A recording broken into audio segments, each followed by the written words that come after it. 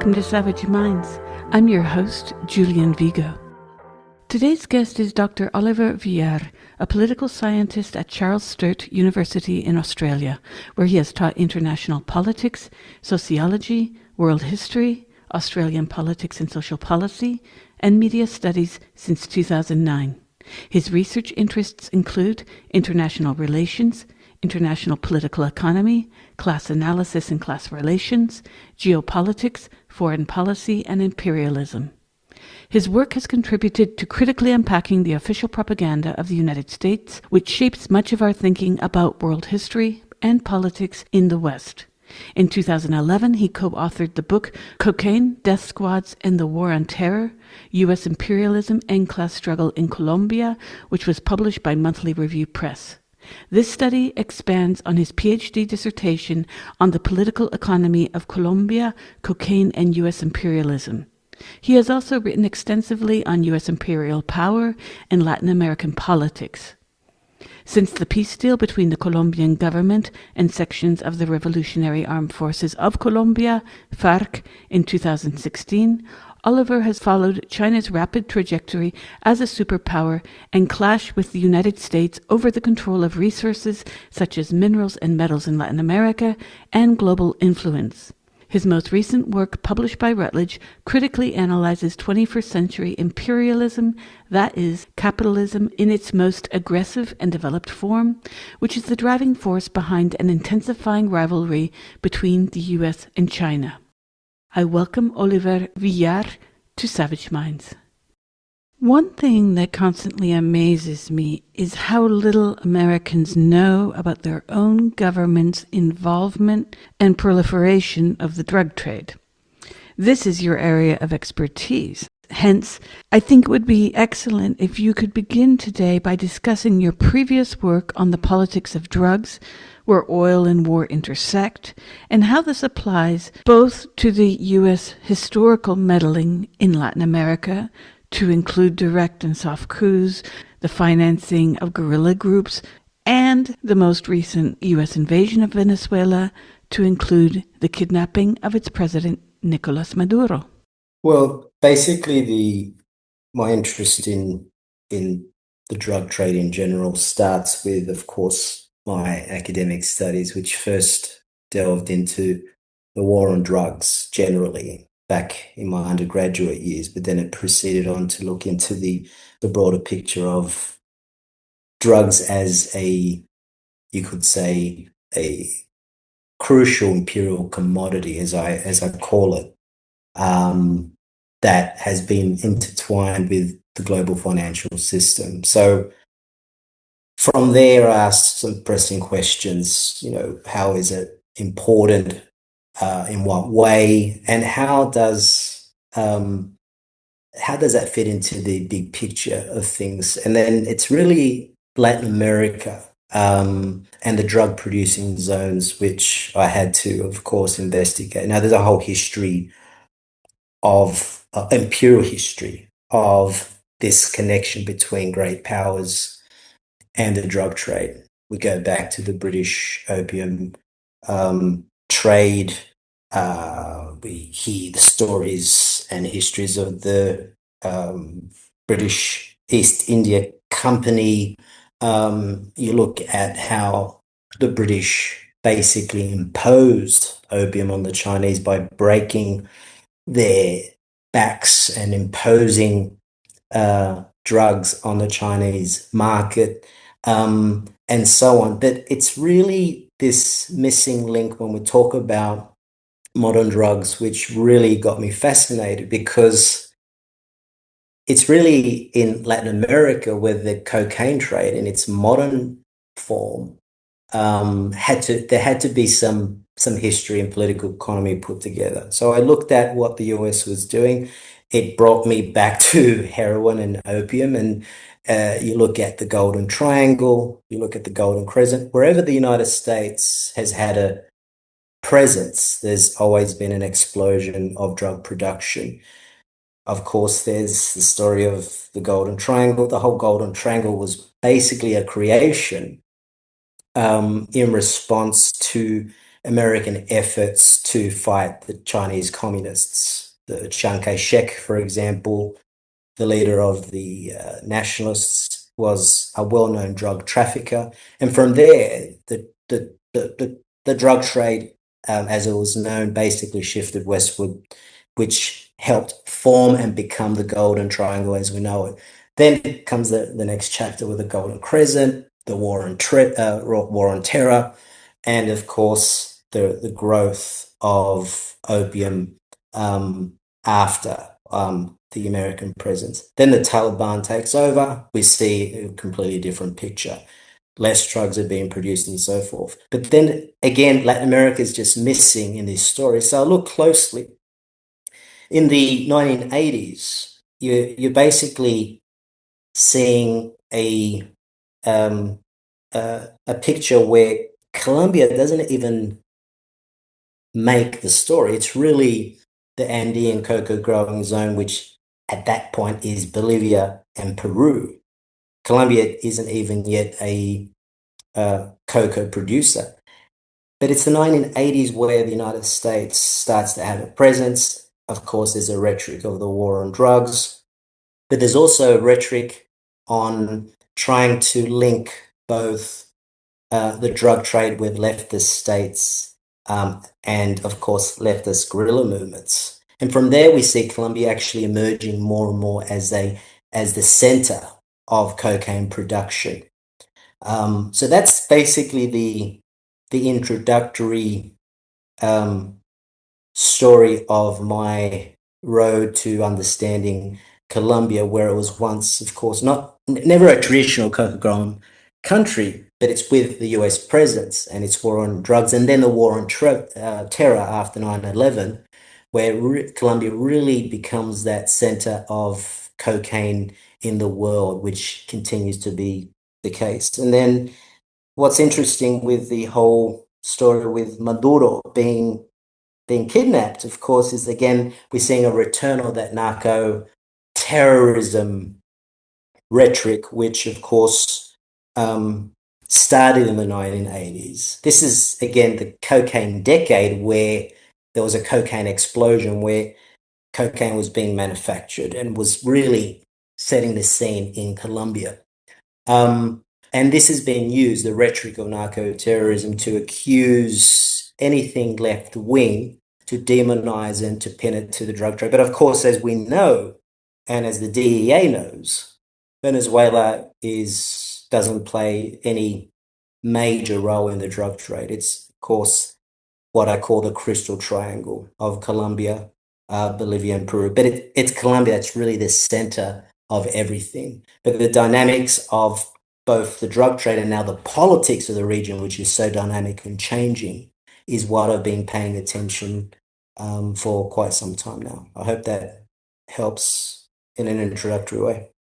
It's interesting what you're narrating now because Americans are familiar with the way that Colombia was mediatized in the 1980s. If you recall Pablo Escobar, how is it that US media was representing Colombia as a center of the drug trade, eclipsing Peru and Bolivia, while focusing on this guy who was being criticized on 60 Minutes because of his statue of Al Capone, if you remember that? In the 80s, there was a huge, almost obsession over Colombia, and then, of course, the violence. What was going on in terms of the U.S. role in puppeteering some of the media representations thereof? Well, one of the main problems that, of course, the United States was facing wasn't so much that there was a drug problem. Another thing I've learned quite well is that the main beneficiary of the drug trade is the United States. Most of the profits goes and ends up in the US financial system. It wasn't that. The problem was that Pablo Escobar, the leader of the Medellin cartel, simply wasn't investing most of those financial profits in the United States. They were going to Colombia, building housing, building sports stadiums, a zoo for the public free of charge. And that, of course, was seen as a problem. He didn't, of course, perform that function properly, which of course we all now know based on evidence from declassified information, whistleblowers, and so forth, that the CIA actually played a major role in organizing these cartels, but also orchestrating and helping to create what I call the crystal triangle. So this is that era where that rhetoric was important to demonize anyone on the left, but also this problem that, of course, they manufactured was Pablo Escobar, which was in a way a modern Robin Hood for many in Colombia, and almost had a celebrity status. I used to teach in Bogota, and people would speak very favorably about him. And this was in the early 1990s. So, what has gone on in the States at the same time, and even prior during the Reagan administration and Nancy Reagan herself, there was the just say no to drugs on the domestic front, but on the transnational front, people with the quote unquote green passports, right? They were the ones being held up in queues in airports, being denied visas. What interest was it of the US to make Colombia, instead of Peru or Bolivia, the focus of its propaganda machine? Well, the point, of course, is that the drug cartels weren't performing the function as they should have under Escobar. And it was with the assistance of the rival Cali cartel, and the paramilitary security forces, which many of these cartels would employ, work together with US intelligence and even the DEA to bring down the Medellin cartel. So we saw a new generation of people involved in the drug trade, which started to look more and more like a modern company than an actual violent drug cartel. And as even the uh, Colombian ruling class would say, the problem with Escobar wasn't the drugs; it was just he was just so violent. So once that problem was solved, we can now understand how the drug trade has just become so normalized that it even begs the question, has there ever been a war on drugs? And as I said, it has, of course, provided a very constant flow of profits to the United States, both to the US financial system, but also the private military contractors that were actually carrying out the war on drugs. And that's when Plan Colombia in the late 90s and early 2000s comes in with Bill Clinton, where everything starts to unravel. When you see, of course, that the new problem becomes the Revolutionary Armed Forces of Colombia, the leftist guerrillas who become the new narco terrorists. So we can just see how this narrative and propaganda flows from this era of the cocaine decade to the recent events where Maduro and whoever gets in America's way is now fair game for the narco terrorist label. It has nothing to do with drugs. It's because, of course, they are uh, opposition groups to US imperialism. Well, the US has also been involved in pressuring countries to change their laws. And I'm thinking of Bolivia, where when I was there in 1991, before I found a flat, I was for a few days in a hotel. I noticed US military in the breakfast nook. And I went up and spoke to them. I was curious as to why US military, if they're wearing a uniform, that means that they're doing something official there. And they said they were there to coordinate efforts to eradicate the growth of the coca leaf. Now, for our listeners, the coca leaf is a huge, huge part of traditional culture from Colombia all the way through around, if you think Colombia, Ecuador, Peru, and Bolivia, for all kinds of rituals, if you go through the mines in Potosi, you will find statues, diablitos, with coca leaves. You can masticate the leaves, and this also gives workers an extra, might be a caffeine high for Westerners who take up coffees every hour. What I found interesting about this is that this was not reported in the US media at all. You didn't have much coverage of US military operations there, or even in the insurgency and the war that the US was involved in Angola. That was buried in page 14 on the New York Times. So what was the US role in trying to pressure countries away from growing the coca leaf? Was that really about keeping cocaine from entering our ports, as Reagan would say? Far from it. One of the problems that the US has had with the politics, the leftist politics that would call for, say, the normalization, as you say, of coca, which, as we well know is a proud native Inca tradition that goes back quite some time.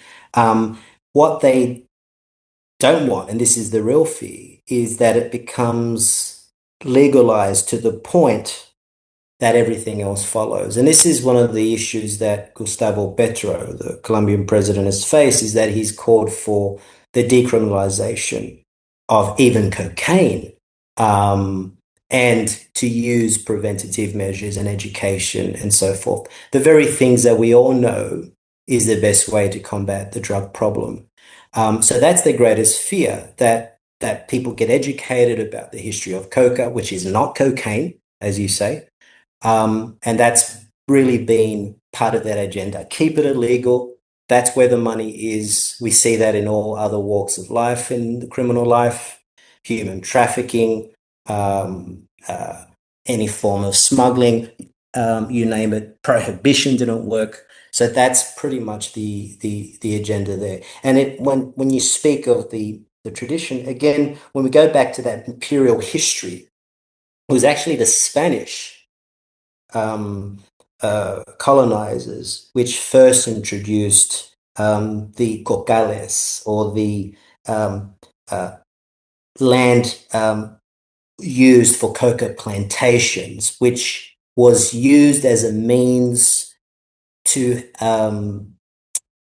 fuel the slave labor of the Incas until they eventually were exhausted and would die, and also from other forms of diseases and so forth. So it was really the Spanish that had first introduced that system of using something that was indigenous to the Andean region for imperial interests. And also they had hacienda system, this land holding system, which basically has created a landless peasantry in Colombia, which begins the conversation with this ongoing insurgency in Colombia. And you get to understand the real political economy of the US imperial state, Colombia, cocaine and imperialism, and that ongoing connection there with power, profit, and of course, great suffering that, of course, is only benefiting one at the expense of the other. Certainly. It was shocking to me to be living in Bogota during the time of the Constituyente, where Antonio Navarro Wolf, I believe his name was stepping up to run for office. And it was a very interesting time in Colombian history, in politics. Yet, go to American papers and you find none of this, because it's very much in the colonizers' interest to, as we see with Maduro, we saw this with Iraq, we see this all over the world where the US gets its hands involved, that it's very useful for the hegemonic force to cast the people it's oppressing and those governments as regimes, right? They're regimes. We're not a regime, they're a regime. One thing I forgot to mention, the most important thing I love about the coca leaf is the mate de coca, which I would have every day. Yes, of course. I was going to mention that. Yeah, yeah. You can actually buy that. You can actually buy that in tea bags in Australia. Oh my God. And it's used in a lot of medicines, pain relief. And I was suggested when I first got to Bogota, people said, oh, if you're having altitude problems, chew the coca leaf. And that's when it started. I started to try it then. Again, not cocaine. I wanted to ask about the Crystal Triangle. You coined this term to describe the network between Colombia, Bolivia, and Peru. But how has this geographical shift of trafficking routes towards Ecuador and the Amazon basin changed your assessment of regional narco-terrorism?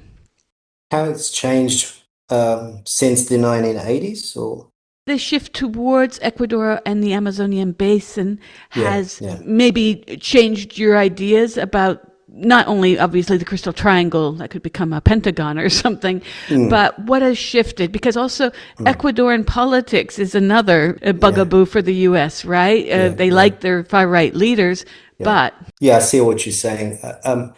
Well, I think what's interesting is how the the Andean coca growing zone, I call it a triangle because, of course, the nodal points are Colombia, Bolivia, and Peru. But also, if you look at what I call it in my book, my main book that I documented the history of the Crystal Triangle, there's been a process I call regionalization, which of course means that the coca producing zones have since spread throughout many of the regions, not just in Ecuador, but also in northern Argentina and other places, and also deeply tied to the river networks of the Amazon basin. So wherever there's an opportunity or people desperate enough, peasants, mostly landless peasants, or, that of course have the ability to do that, you will see coca production. So that's the dynamics of the actual coca production. But in areas where there is right wing or US support, we see that normalized, and that's where you start hearing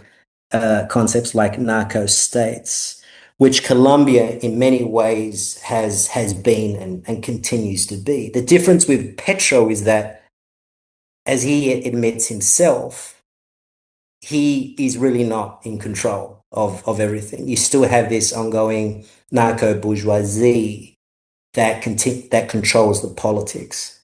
And if you look at Ecuador, where Daniel Noboa, for instance, the president, also Trump ally, was actually implicated in cocaine trafficking per police documents. And last year, even Trump pardoned Juan Orlando Hernandez, the former president of Honduras, in support of his right wing National Party, despite his being sentenced to 45 years in a US prison for cocaine trafficking and weapons conspiracy. So there's a whole history of both US allies and narco states, or people in power, a narco bourgeoisie being solidified with US support, where this stuff is going on.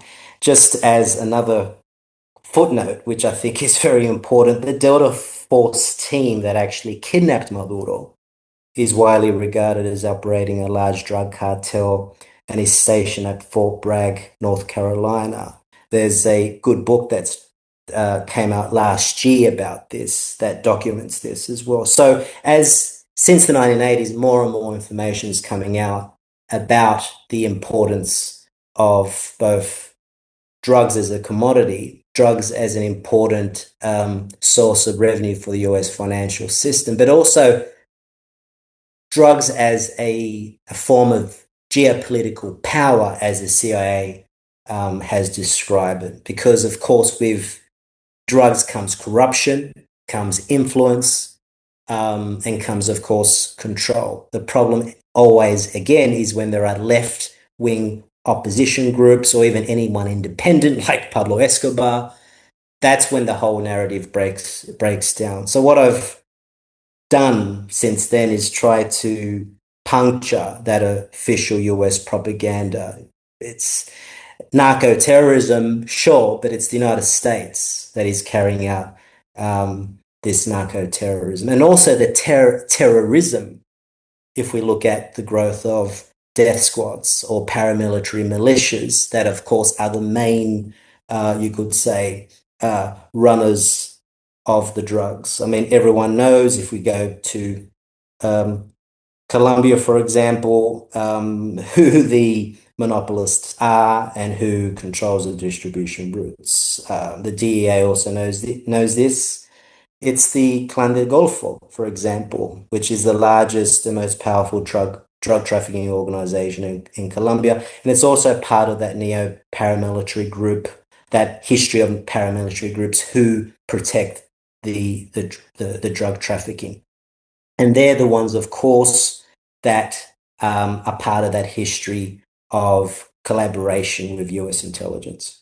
Well, it's fascinating to me how when the US does its own drug trafficking, okay, and I'm thinking of Iran-Contra, right? That was amazing that very few people had repercussions for that in an era when the war on drugs was at its peak. And I'm also thinking back to what we began speaking of, or you referred to, was the opium crisis in China, because there you have a template for what's gone on here, where Britain was buying tea from China, depleting its silver, demanding payment from China for opium that it had produced in India, sold back to the Chinese, creating in the late 18th, early 19th century, a crisis amongst the Chinese population, where some records show that as much as 29% of the male population were addicted to opium.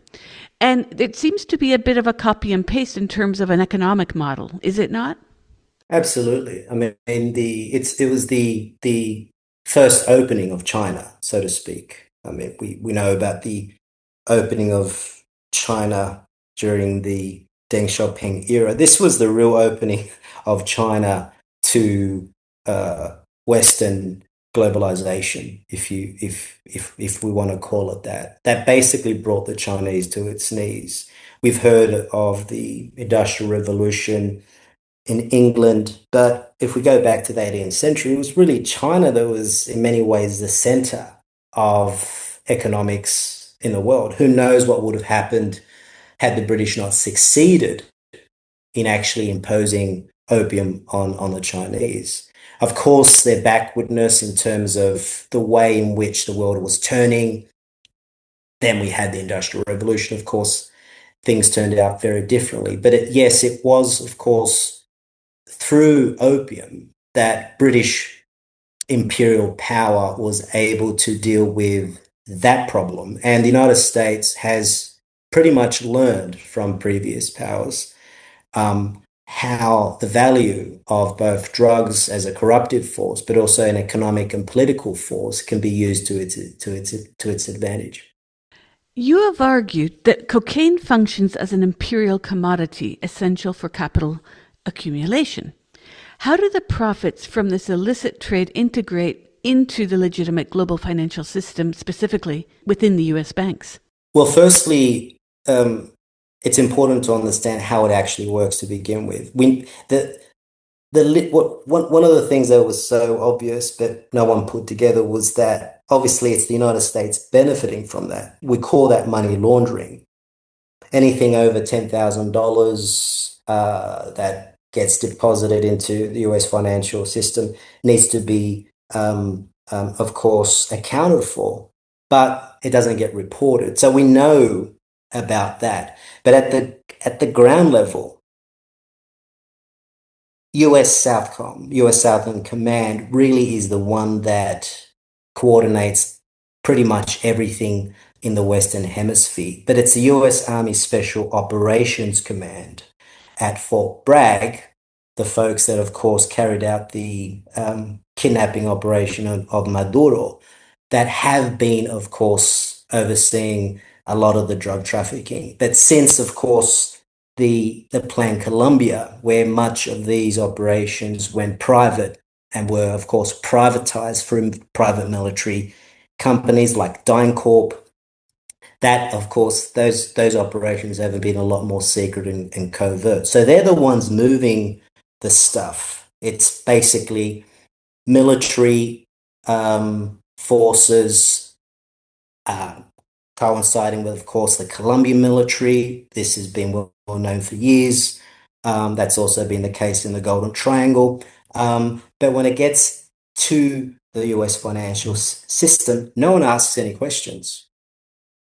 And of course, it's the major corporations that are basically allowed to do this. And if the United States is carrying out these operations themselves, they're not going to investigate themselves. So it's what contemporary sociology describes as everyday inconvenient facts. We know what's going on, but to have conclusive evidence to say, look, yep, we have photographic evidence that they're doing that, that's just simply not available. We just know it's happening.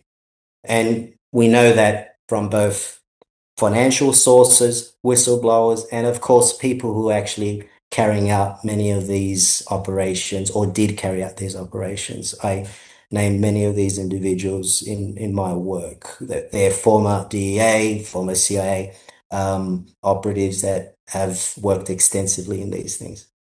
In your work, you describe the development of a narco bourgeoisie in Colombia that seeks a monopoly over cocaine production rather than its eradication. Do they work in tandem with these US actors? And how has the class structure that they set into place once upon a time evolved in the decades since you published Cocaine Death Squads and the War on Terror? Since then, many of course, the ruling families, those with the best land, you're talking about the comprador class, the national business class of Colombia. They're the ones, of course, that protect themselves from the insurgents with these paramilitary groups. Many of the generations, of course, have moved on from that. They're not in the business, of course, in paramilitary violence. Some of their children have gone to study all sorts of things from engineering to security to pharmaceutical companies and that kind of thing. Much of that dirty business, so to speak, has been outsourced to Mexico and Central America. So the focus, if we just follow the media and the news, has been Mexico and Central America. Colombia has no longer been, until Trump resurrected the narco-terrorism rhetoric, has been an issue. So that's how it's changed. It's become now more a corporatized white collar thing. And the narco bourgeoisie of Colombia doesn't really have to worry about many of these things. The cocaine industry is secure, it's normalized, it's no longer something of a controversy as it was in the 1980s, and it's simply switched to transshipment areas and points like Mexico and Central America. And that's where, of course, the story of the Delta Force for Bragg Cartel begins, because they've played an important role in outsourcing. The Mexicans have outsourced a lot of that work to the Fort Bragg team. And there it goes. You can see how this political economy takes shape. You just follow the money, you follow their cocaine production, and you also follow the institutionalization of cocaine as no longer simply an illicit underground illegal economy, but one that actually is enmeshed with a global political economy. A point that even the UN Office on Drugs and Crime admitted at the peak of the global financial crisis in 2008, when the head of the UN office said that it was thanks to the drug trade, global drug trade, that kept the global financial system afloat. Your recent work has been looking at a power rivalry. I wanted to ask how the US sanctions and recent military actions in Venezuela factor into the larger great power rivalry with China and Russia, especially considering resource control in the Caribbean. I think what's interesting about you could say, the new propaganda that we've witnessed in recent years is how the United States is portraying China as a rising threat.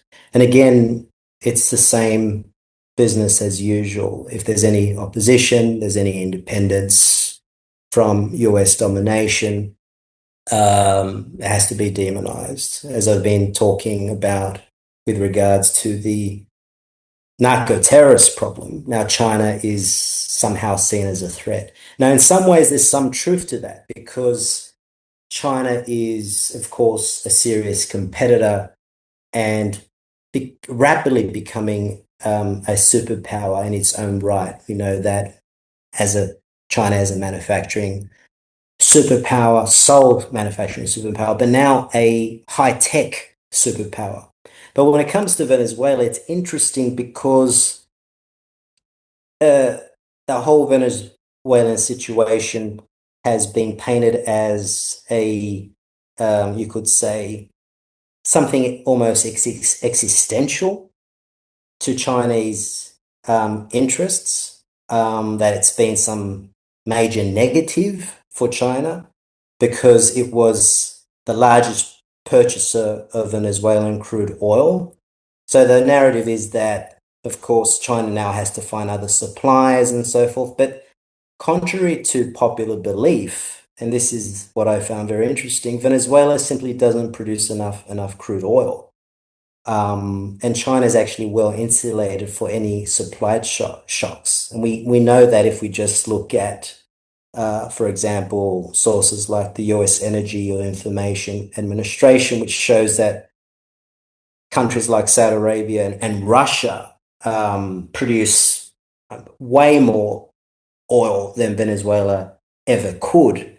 So whilst the politics of oil is important, we also have to note that it's really, again, another form of gaslighting and propaganda on the US's part. What's happening here is that the US is desperately trying to compete with China for both influence in its own backyard in Latin America. China has, in recent years, become the main trader of Latin America and the Caribbean. First place in South America, second place in Central America. So the whole business of interfering in Venezuela really is a way to send a message to China is that we're still here. But it's really a desperate act because to really change things, and is probably the most controversial thing I'll say if I've said enough, is that Trump will have to place boots on the ground if he really wants to change or influence events in Latin America. We're talking about roughly 22 countries in Latin America that have joined the One Belt, One Road initiative so far, and even Argentina. Trump's, BFF. yeah. Malay has been doing business with China. We know I've talked about the Crystal Triangle. Argentina is part of the Lithium Triangle. So there's all forms of energy competition that is happening in the Western Hemisphere. We're going to even talk about Greenland, but you can see how the US is in a desperate situation to try to reverse some of its declining power. And it's trying to do that by focusing in the Western Hemisphere. The Donroe Doctrine, which, what a coincidence of a name application, is rather surreal, however, because it first posits some kind of legitimacy to the first Monroe Doctrine, which was just a neo-colonial treatise of sorts. We witnessed almost live on camera, sort of, these weird photos and then AI fakes of Maduro being kidnapped. You've used the term narco-colonialism to describe the recolonization of Latin American states. But given the recent kidnapping of Maduro, how does the U.S. pressure on Venezuela in this form, and now the acting president of Venezuela, and even the wannabe president of Venezuela, Machado, compare to the historical model of Plan Colombia? Well, first, it really depends. I think the pressing question for Venezuela is whether the interim president, Delcy Rodriguez, or any alternative leader would prove to be a reliable comprador. Yes, Venezuela owes China money. But the point here, and this is where I think China's playing a key role here. China does business with everyone. It doesn't matter.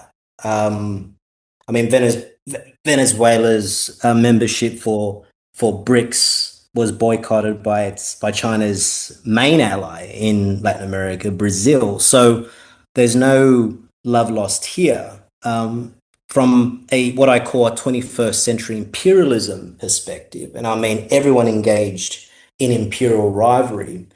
And by no means am I inferring that China is like the United States. This is a very new phenomenon that we're witnessing. And if you ask anyone on the left, if you dare to use that word, you're in trouble. But what I'm trying to explain here in the most objective way is that China is indeed playing a role in this transition of the way the world system is unfolding as an old system is dying. I think it's very telling if we look at Mike Carney's, the Canadian Prime Minister's speech, what he has to say. I mean, we all know that something is changing and we're forced to ask these difficult questions, which up until now, elites never have been forced to actually think about. But people like me likely have been thinking about these things. So with Venezuela, it really depends on this transition.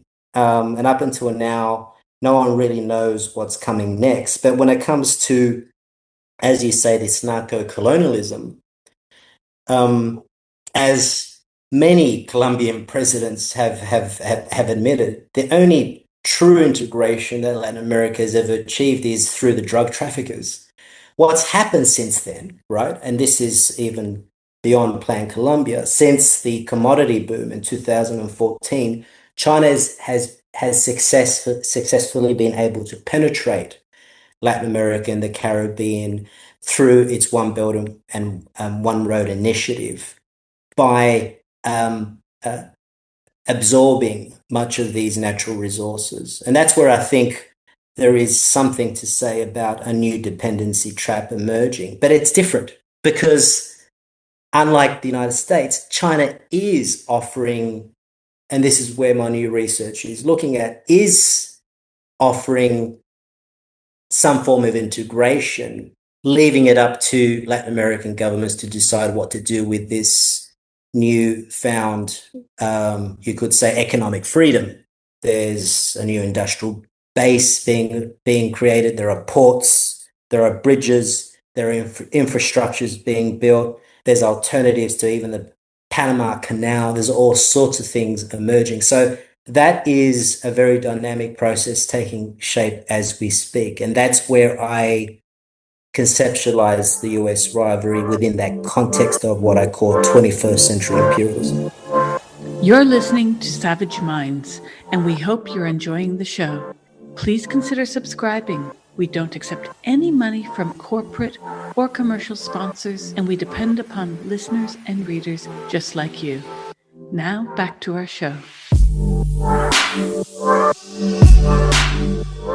The Mark Carney speech I was fascinated by for many reasons. First, he's saying what many of us have been saying for years. Second, what an irony this is coming from a former Goldman Sachs banker who has dabbled in the management of debt. And thirdly, and most notably, I don't know if you caught this, but his citation of Havel's Power of the Powerless was quite paradoxical because he was positing Western countries as the greengrocer, almost as victims.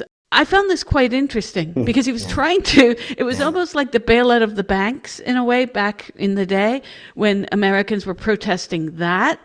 And they said, this is just, you're against socialism, telling the GOP, you're against socialism, but now you want to bail out the banks. You want socialism for the banks. And here he was selling a similar model. I liked what he said, of course, because it was more than obvious to those of us who've been saying this for years. However, it was also troubling because we're used to the rhetoric of politicians that goes absolutely nowhere. For instance, his response to the kidnapping of Nicolas Maduro, as well as most every Western leader, was this combination of, well, it wasn't great, but Maduro wasn't a legitimate leader. And my thought was, well, why didn't you invade us when Trump was elected and there was a contestation over that? Or how about the Bush Jr. election when there was, in fact, a divide between what the popular and the electoral votes rendered?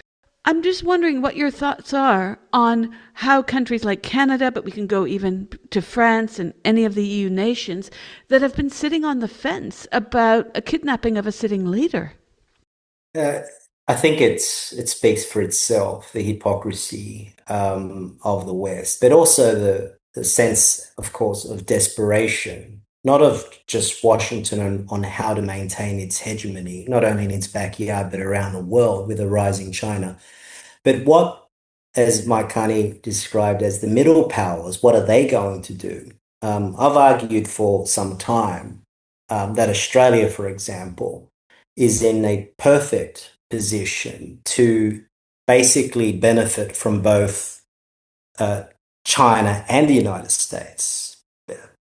China is the Australia's largest trading partner, and the United States has an historical security relationship with Washington. So it's yes, as you say, it's obvious what Mike Carney is saying, but again, the arrogance remains within the West. There's double standards. Of course, there's one thing to kidnap a head of state in Venezuela, in a country of brown people, but Greenland is a completely different matter. And what's interesting is not so much the response of these middle powers, including Canada, to Trump's threats to Greenland. It's what they've done. And this is, again, goes back to China. And what they've done is they're on the line talking to Xi Jinping, the British Prime Minister. Last time I checked, was actually on a plane to Beijing to talk about business. Canada as well has, of course, opened its doors to China. So we're seeing a transition in the system of 21st century imperialism in a very different and unprecedented way that I don't think anyone has imagined. It's generally economics, but it translates into, of course, if the essence of imperialism is economics, as Lenin put it, everything else follows. We'll see other things emerge politically, but also even in terms of accommodation when it comes to the security realm. Regarding the capture or the kidnapping of Nicolas Maduro, you described this earlier this month as a desperate act of a declining power. In your view, why is the U.S. framing this as narco-terrorism instead of rule of law, oil interests? Why not be direct? Because one thing that Trump does, more than any other president in my lifetime, is he'll often say the quiet part out loud. Like he's unabashed sometimes in what he's actually doing. I think the simple answer is that despite him being quite straightforward, he lies a lot.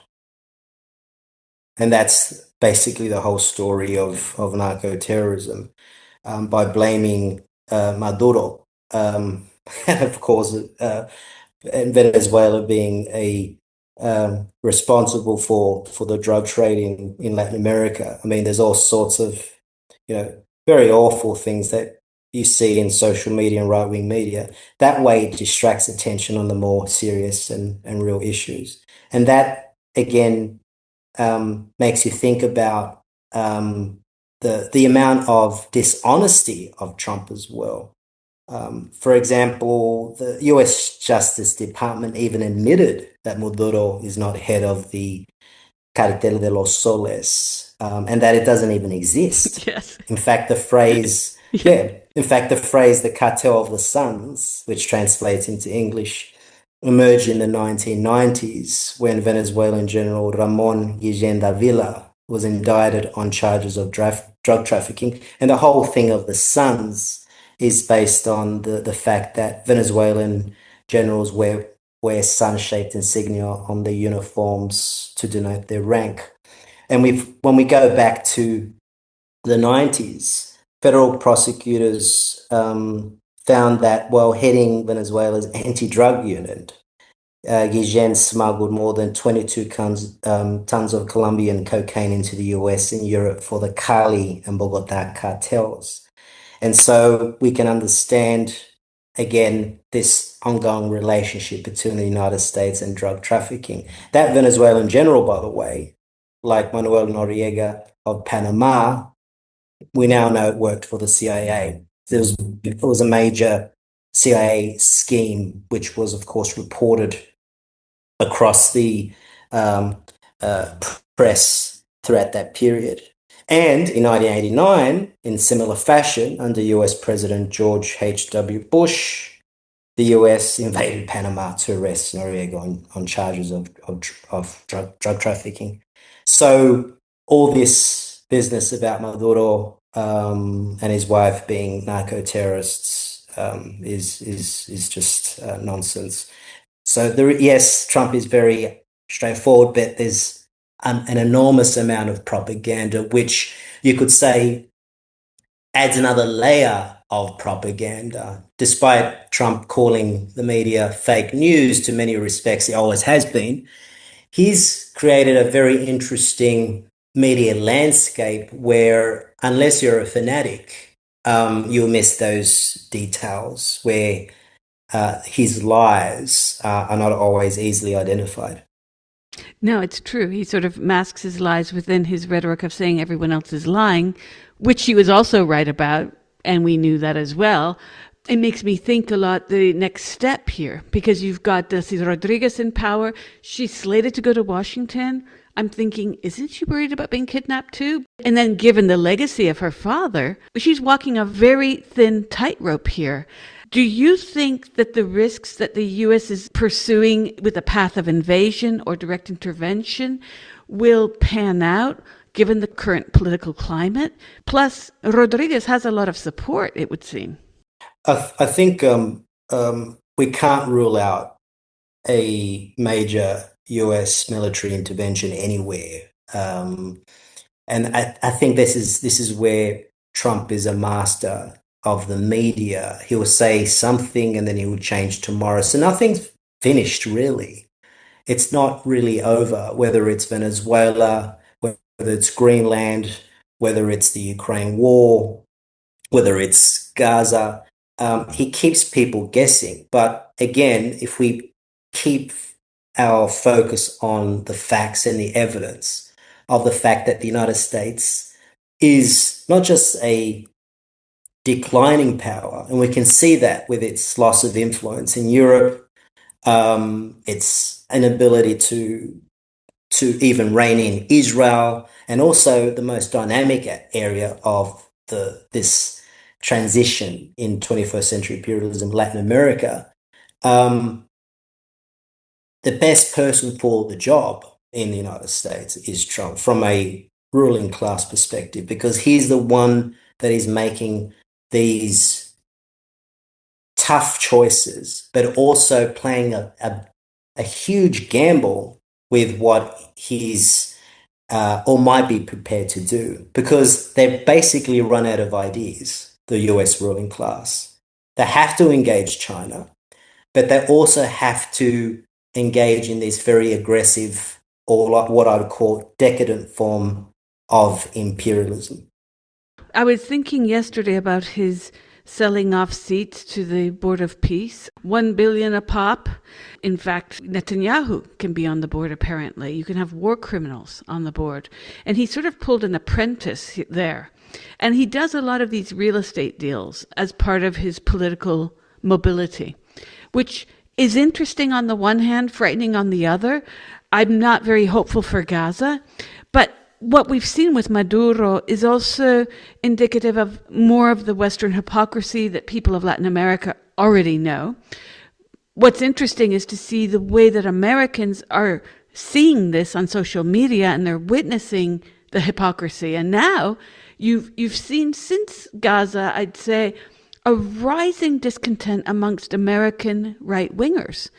They are becoming more and more anti intervention, anti war.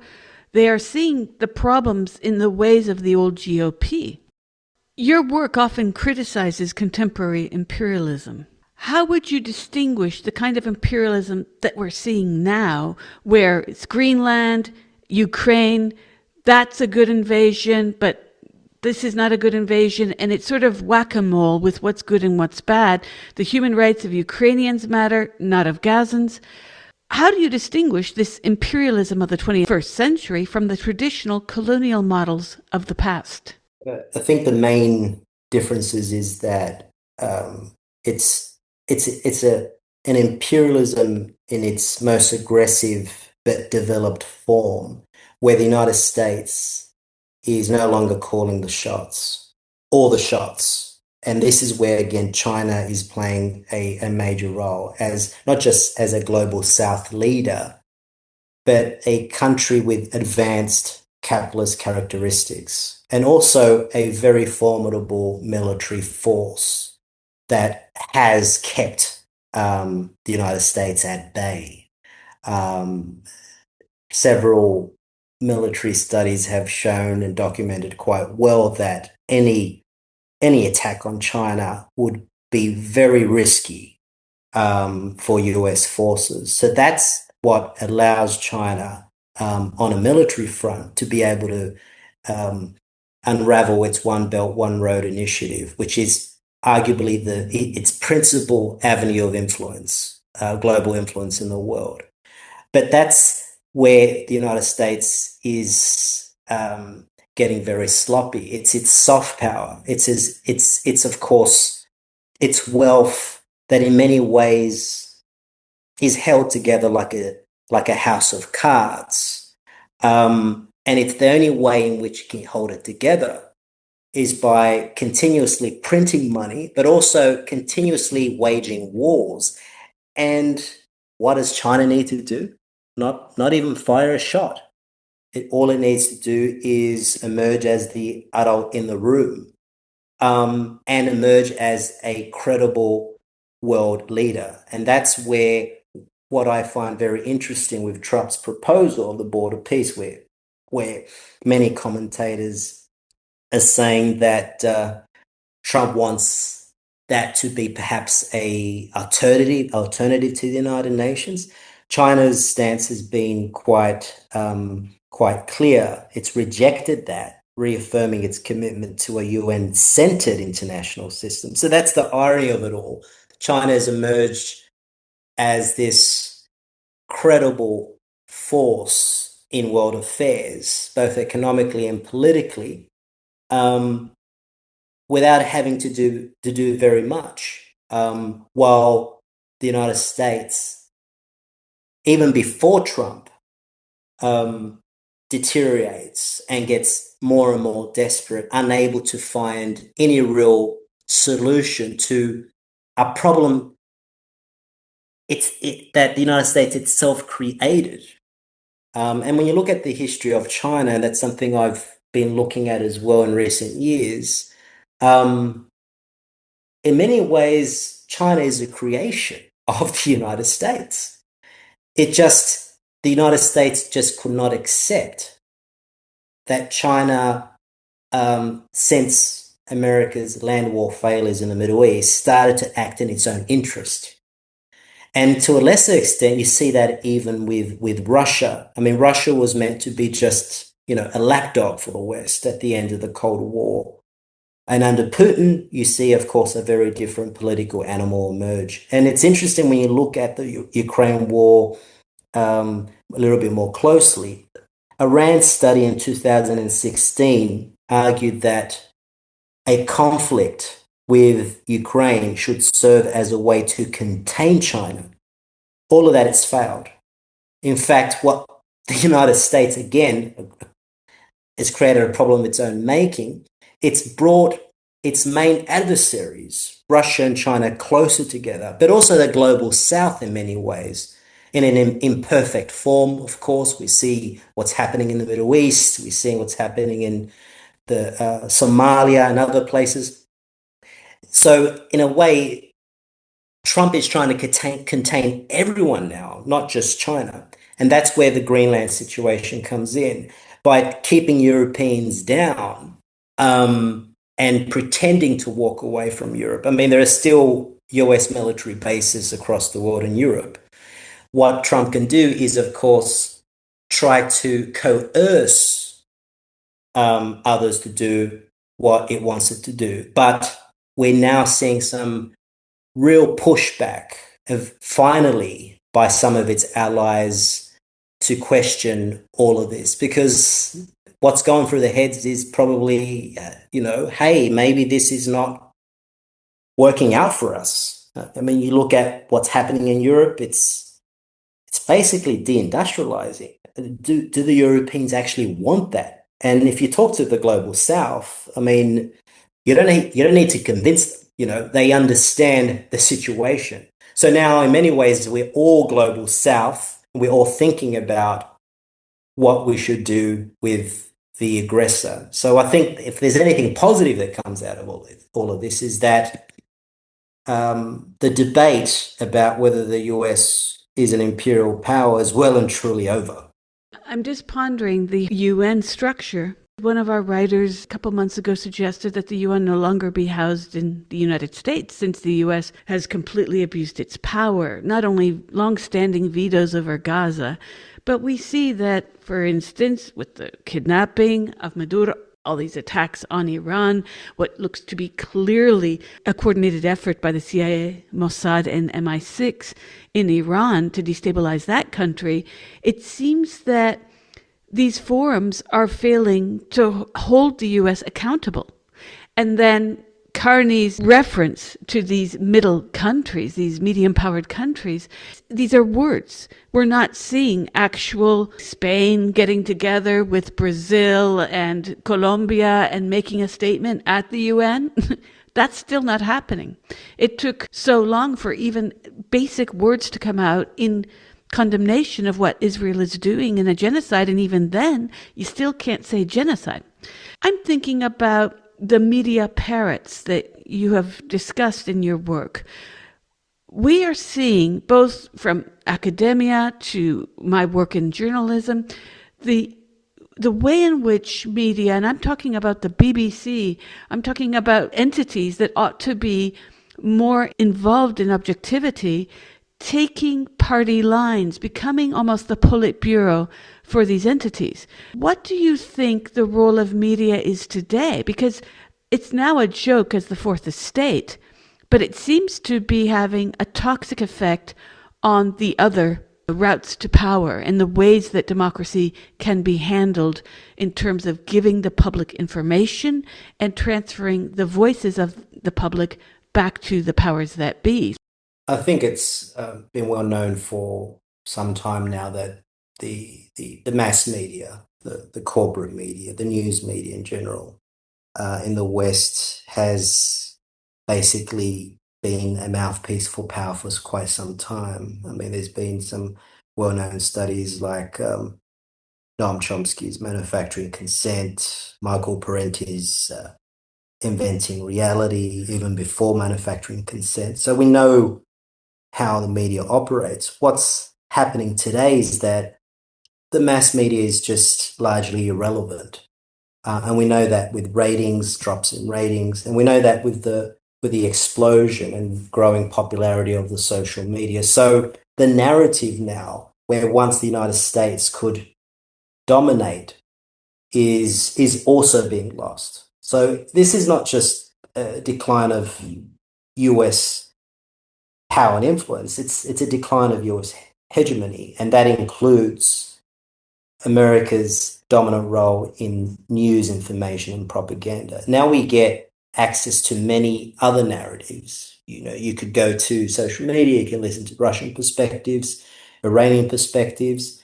Again, as I said, what's very interesting is how China is emerging quite comfortably, quite peacefully in many respects, without any with less, you could say, direct confrontation if you compare it with Russia. And that's where the United States is having problems. And that's where we go back to, you mentioned the MAGA movement, where uh, people are also getting information from the right. And there is some also positive things to say about that, because for the first time, you could say that both the left and the right are coming to some agreement over material conditions, deteriorating economic conditions, where once people wouldn't see eye to eye on anything, people coming together on, say, American foreign policy, intervention. You see that with the likes of people like Tucker Carlson, um, uh, uh, others, and so forth, and a whole range of other liberal commentators as well. So I think this is the era where there's things that are changing, but the more things change, the more things stay the same, that famous expression. And when we talk about China, again, you mentioned, yes, there's all these comments coming out from middle powers, but where is the real change? It's going to take some time, I think, in the West before there's some serious change emerging. But in the global South, I think that change has already started. We're seeing that with de-dollarization across ASEAN nations, across BRICS countries. That's what basically has kept Russia not just going, but also thriving throughout the conflict with Ukraine, which is basically, by the way, a proxy between the United States and NATO versus Russia. This idea that it's just Ukraine versus Russia is simply not true. And this is where we're seeing cracks appearing in the 20th century imperial system, and a new system emerging where China is more than ready to fill the void.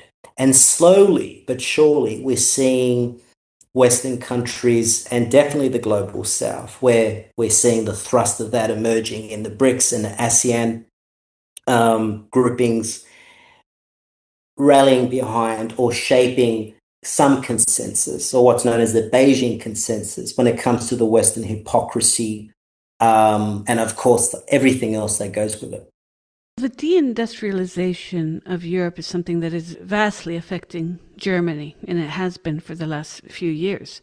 What do you see are the solutions to this? Because a lot of your work also, and I want to get to class analysis, but your work does focus on class analysis, where in an increasingly digital and globalized world, the definition of working class has even changed. One of the projects I am working on a lot is just the plethora of people with higher education degrees who are barely able to cobble together a living. And I should add that they are invested in this kind of gig economy where they often have fewer rights than the factory worker. So it's quite paradoxical that we're in an era where deindustrialization has hit Europe hard. Leftist movements are struggling to affect any kind of change on the ground. And von der Leyen, she has pimped out this image of Russia as the next Nazi movement, as Hitler. You have neoliberals here in Europe that are very committed to propping up that image of Putin as Hitler.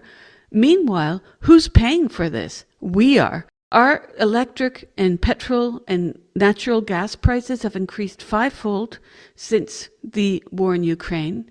That war, as you rightfully point out, is a proxy war. This is not Ukraine versus Russia. This is most definitely Western powers plus the US versus Russia. What do you see as the solution to this, where it's the poor and working class paying for this? Meanwhile, von der Leyen last month goes around saying how she's sorted out that we're no longer buying Russian gas and petrol.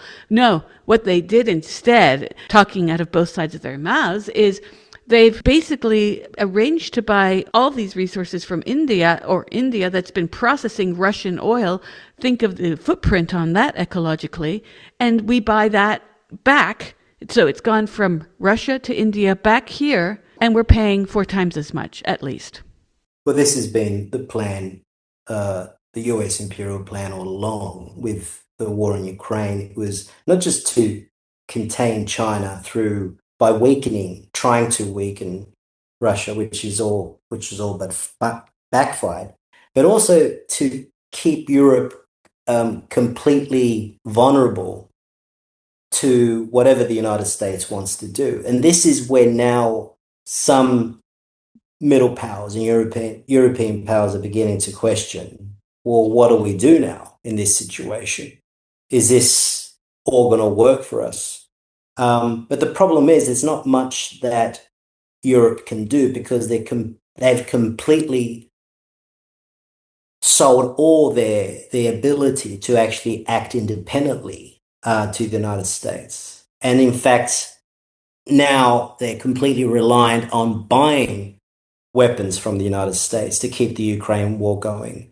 And Trump, if it was up to him, he would probably be okay with all of that. It's the Europeans themselves thinking that by being completely subservient and docile to the United States, that somehow it would work for them. And for a long time, it actually did.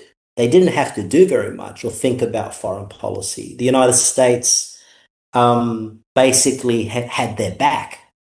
But Trump has now put them on notice that we're living in a world of great power competition, as he describes it, and he only respects force. And that's the only reason why China, the United States, and Russia are now arguably the major nodal points of 21st century imperialism today. And Europe, unfortunately, is left behind because it's allowed itself to be left behind. If we go back to the Nord Stream pipeline explosion, which of course we now know it was the United States who did it, that effectively cut Western Europe from Russia almost immediately, and they let it happen. And it was part of US plans, but Europe in many ways has done it to itself with the idea that the United States was always going to be there, basically taking over the foreign policy establishment, which was effectively a Cold War establishment. But that order is now dying, and we're seeing a new system emerge. So they're left behind. The global South, however, is in a much better position to navigate through all of this, because the global South doesn't need any convincing to understand that you can never trust the United States. And that's another lesson I think many both foes and allies are now learning very quickly, is you simply can't trust the United States anymore. Its soft power and its power in general is now exposed. Well, certainly we've seen the effects of US hegemony in real time. I'm still wondering about what's going to come of the situation in Iran, because many commentators believe that there could be an invasion at any moment. Were they trying to provoke Iran to attack Israel? This is a political economy that is on steroids at this point, what the US and Israel have done. I'm wondering about, again, returning to class analysis, we've got, not only here in Europe now, we're suffering because of the war in Ukraine. There are people here who cannot heat their house because the prices are too much. Even the social elements that might remunerate people under a certain income are not functioning properly, not here in Italy, that's for sure. So you've discussed class issues in your work, and you've also discussed the trauma, for instance, of addiction in your notion of resistance recovery in the context of addiction. Can you discuss what this means in terms of class power and how the war on drugs has maybe mobilized class consciousness, even unwittingly so? I think if we look at the history of the war on drugs, there is no doubt that one of the main purposes of saturating, particularly low social income communities or working class communities and the lumpen proletariat, to use a Marxist term, has been for social control and repression.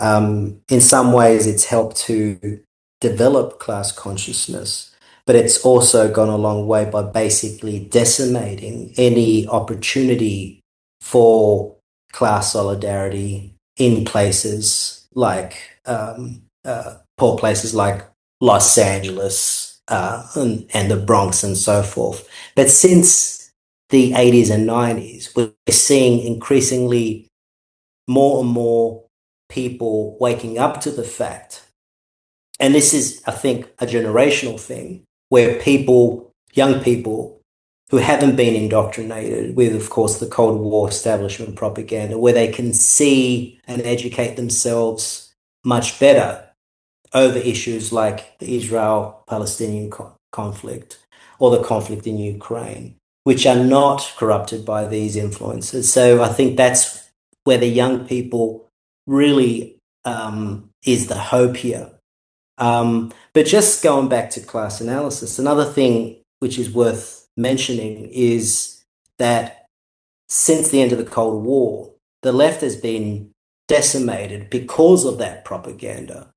Many on the left basically capitulated to the idea that perhaps, there is nothing else we can do. But since then, again, the younger generation and increasingly people that have lost their homes since the GFC, now in Australia we have a housing crisis. People on both the left and the right are now coming together and in an organic way, not just talking, but actively participating in politics, which has meant that the major parties in almost every country, not just in Australia, we've got the duopoly here as well, Labor and Liberal, like the United States, you have the Republican and Democrats, where they're losing support in great numbers, where you're seeing a rise of independents and minor parties, but also grassroots movements that are doing things in a different way. Just yesterday, I learned, for example, that the AFL-CIO in the United States has been calling for a general strike for the 23rd of January. So we haven't seen anything like that for decades. So slowly but surely, we're seeing through just desperation,